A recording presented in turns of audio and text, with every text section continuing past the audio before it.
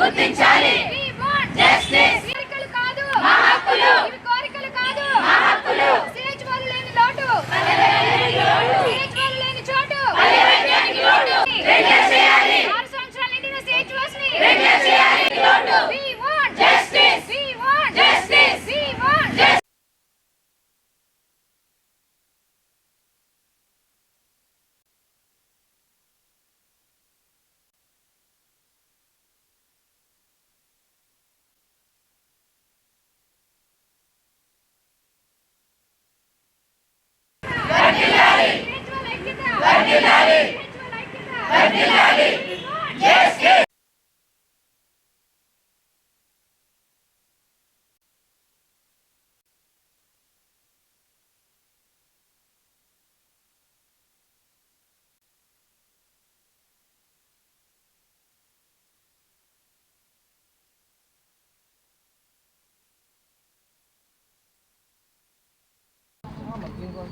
Borra Gopimurthy PDF MLC.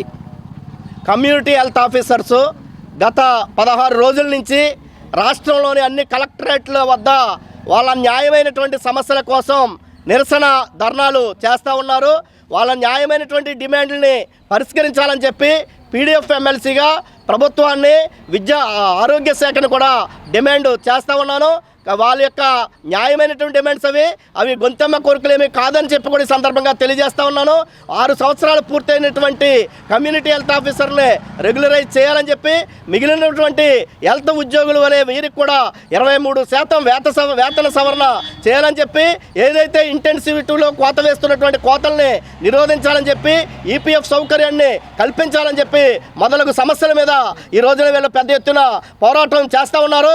ఒకవైపున మండు టెండలో కూడా లెక్క చేయకుండా వీళ్ళ పోరాటం చేస్తూ ఉంటే కనీసం మానవతా దృక్పథంతో కూడా ఈ ప్రభుత్వం కానీ లేదా ఆరోగ్య శాఖ మంత్రి కానీ చూపించకుండా వీళ్ళ సమస్యలు పట్టించుకోకుండా నిర్లక్ష్యం వహిస్తూ ఉన్నారు.